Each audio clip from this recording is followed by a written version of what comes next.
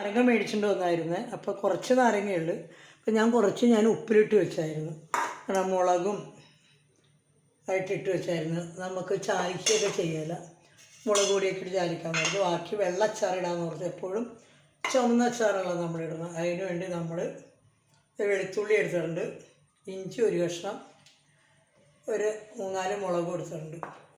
അപ്പോൾ ഇത് 4ആയിട്ടൊന്ന് മുറിച്ചെടുക്കുക.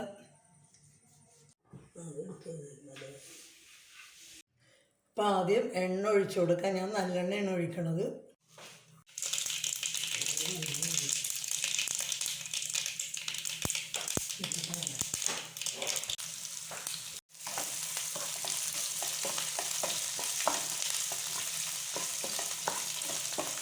അപ്പോൾ ഇതിനകത്തോട് ഉപ്പിടണം.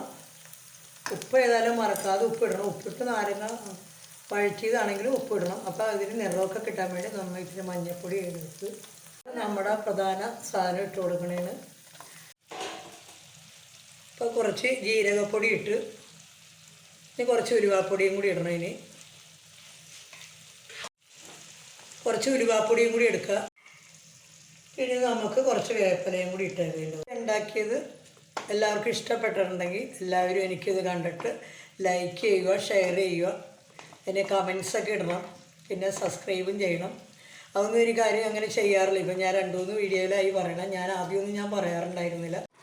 കായവും വേണമെങ്കിൽ ഇടാൻ, ഞാൻ കായ ഇട്ടില്ല. പിന്നെ വിനാഗിരി വേണമെങ്കിൽ ഒഴിക്കാം, അത് ചെയ്തിട്ടില്ല ഞാൻ. വേണമെങ്കിൽ കുറച്ച് വിനാഗിരിയും കൂടി ഒഴിക്കാം.